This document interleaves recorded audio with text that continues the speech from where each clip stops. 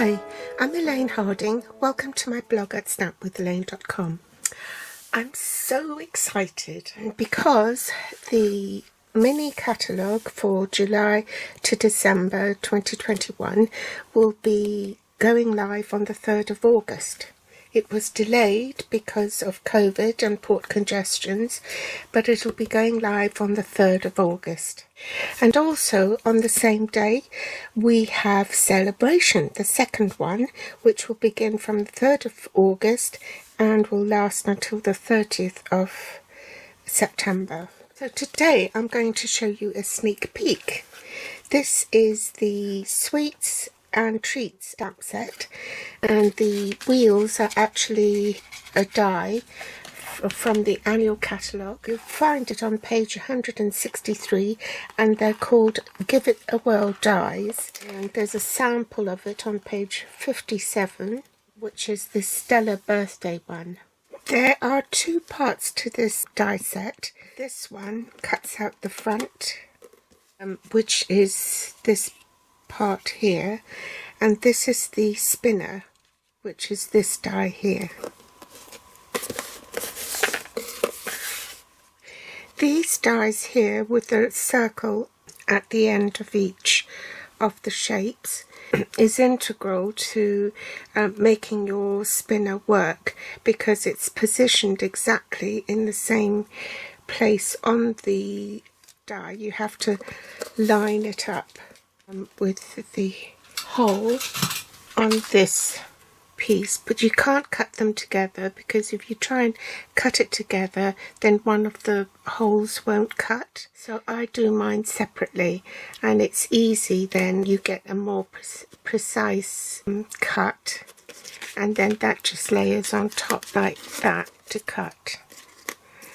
So you line it up with the hole from the previous one. Put those away, and I'll show you what the other dies do. When you cut out these apertures, you're left with shapes like this, so you can use them again. Don't throw them away, they'll come in useful for something else. These three dies will cut out an impression of the arrows. It doesn't actually cut an arrow, but it embeds it into the cardstock like it's done here. Can you see that? There's even a couple of arrows here that will actually cut out arrows. In addition, you have 3 sized hearts that are stitched. You can also die cut a label and this scalloped detail here. You have 2 sets of stars which will cut out the stitched stars, and 3 sets of clouds. This one, a medium-sized one, and the largest one. And this die here will cut out a speech bubble, so you can use that as a speech bubble.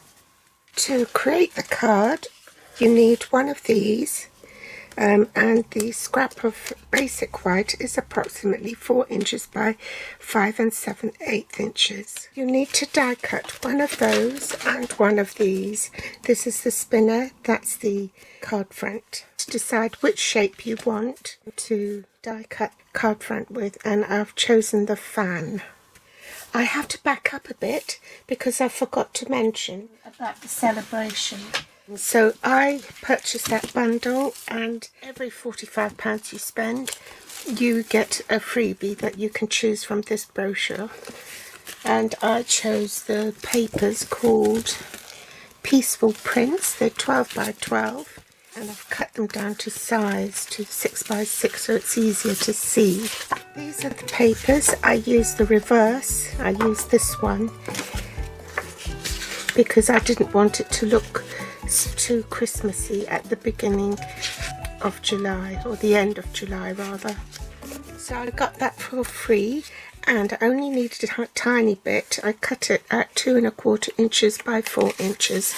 I've only got the inch measurement rather than the metric. I should have glued this to the cardstock before I die cut it, but since I didn't, then I'll have to do it now.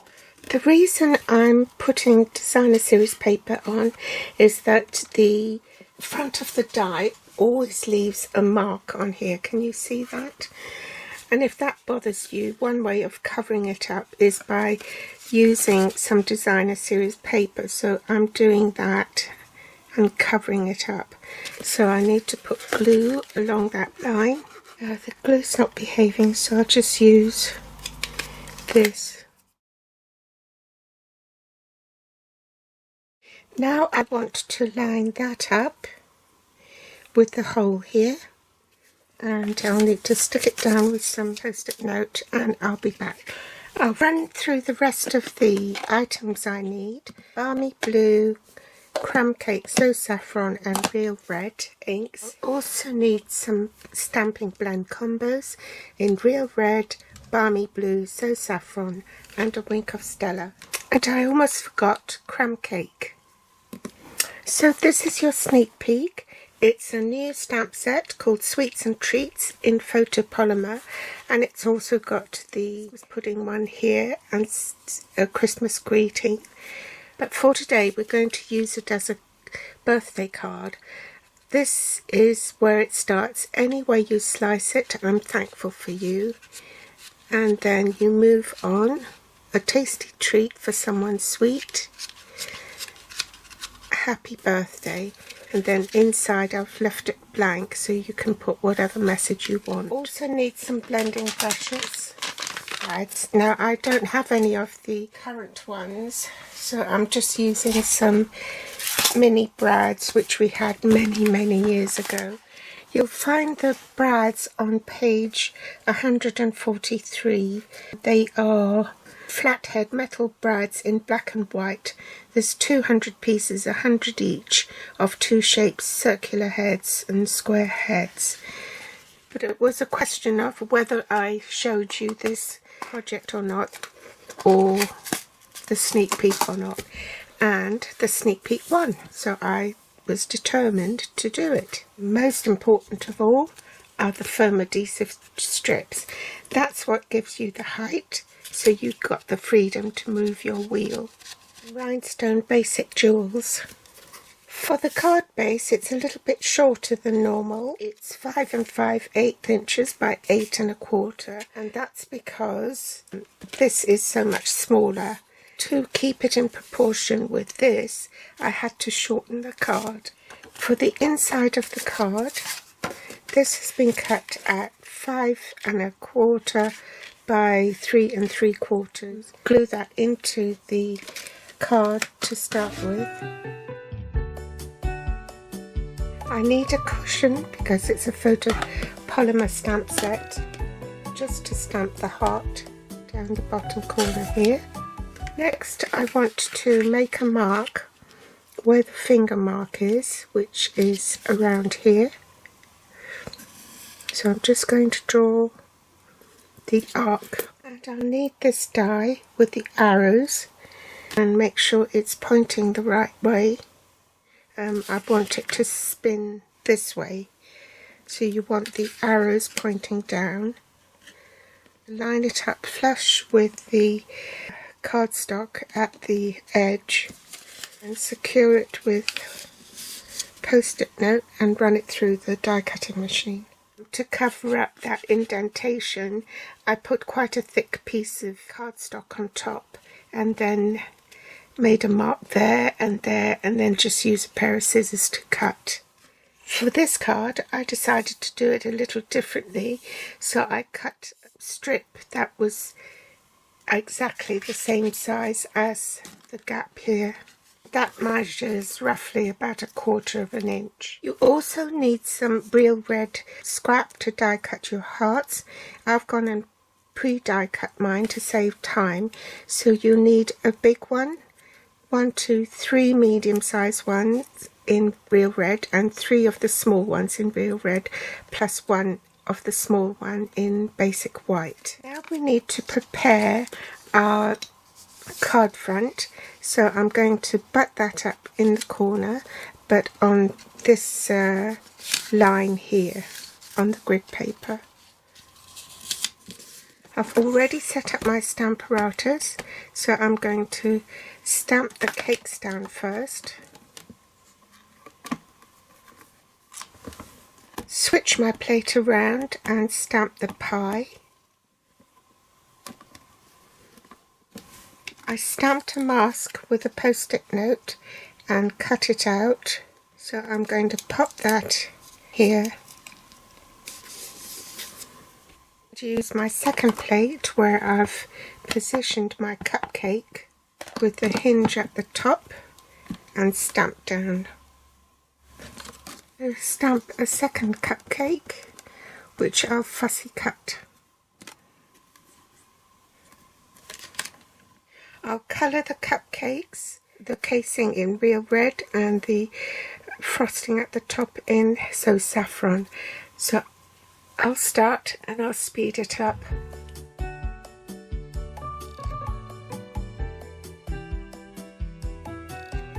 And then I'll follow on with the wing Costello.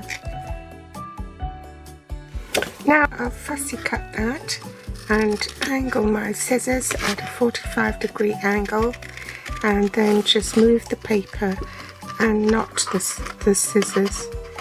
Now I'm going to colour the cake stand in balmy blue, colour the pie,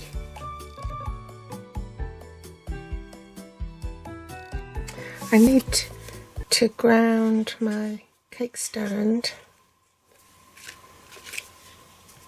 set that aside, and we'll do the spinner wheel. So I'm going to do some blending for the background.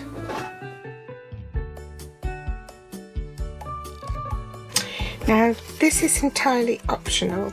I find that if I only got one layer, this whisper white bit, it's too flimsy and I can't get a grip on the wheel when it goes round. If I add another layer, it works much better.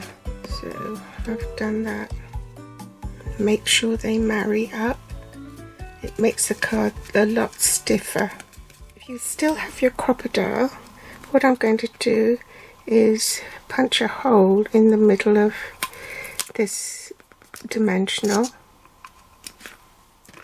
Take the backing paper off and stick that on the bottom so that the hole pokes through. Then put some Dust Buddy on that so it doesn't stick to the bottom. Marry up the holes and then open up the prongs like so. And see, that gives it much better movement. See where the grids are, where the fan shaped indentation is. Line that up so you don't see it. And we're going to do a bit of stamping. Now I want my letters to go round the curvature of the fan opening. So I'm just going to bend that slightly. So start from the middle, make sure that's secure, and just then bend that slightly downwards. Get my crumb cake ink and stamp it in the aperture. And remember to have a cushion underneath your stamp. Little heart there. Pop that in the middle. Now we want to turn the wheel to the next window, and the reason that I'm doing it like this, you won't accidentally stamp your image upside down. So there's a method in the madness. I forgot to record it. I've just moved this so that I don't accidentally stamp it upside down. And now I'm ready for the last one, which is this one. Move the windows so the grids don't show. Now we do the same thing. I want to curve my stamp, so I start off with it like that, straight, put my finger in the middle and then just bend it a little bit. It won't go too far. If you try to bend it too far, it won't stay. So okay, let's hope it stays like that until I finish stamping. So I'm going to decorate this space here with the medium heart and then use the white heart on top. I want a tiny bit of glue there. Put that on top. Merrily beavering away and I forgot to turn the recorder on. What I did was I cut a small strip of foam adhesive like that and glued it indentation there, and then glued that on top, and now I've put a glue dot on this little heart which I'll put in the middle.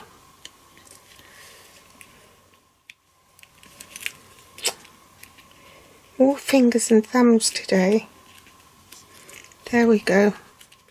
I've tucked the dimensionals underneath that bit there, and I'm going to put my heart, big heart here, and another one, a medium size one, up the top.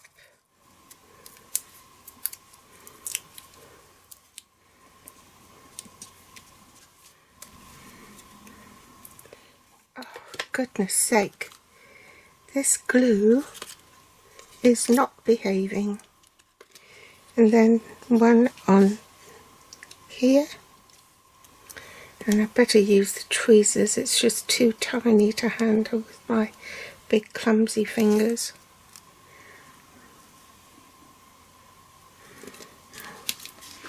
And one down the bottom here. Put one strip at the top.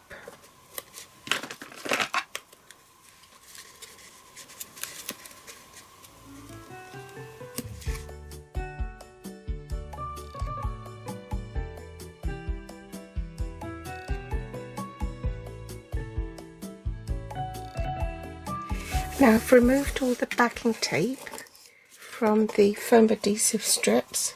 Now I'm ready to pop it onto my base.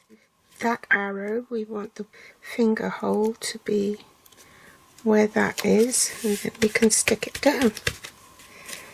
The finishing touch, a couple of rhinestones right there.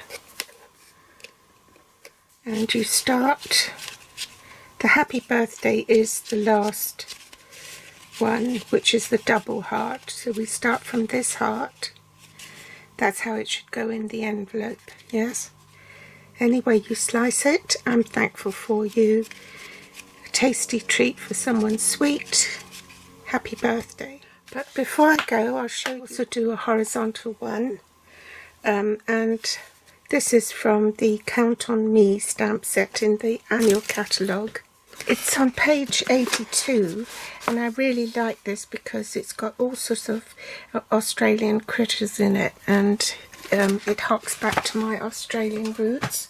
So that's why I made this in a horizontal orientation. I used this pattern from the free papers, and I used the leftovers from the fan aperture die, so I ended up with 3 pieces of this.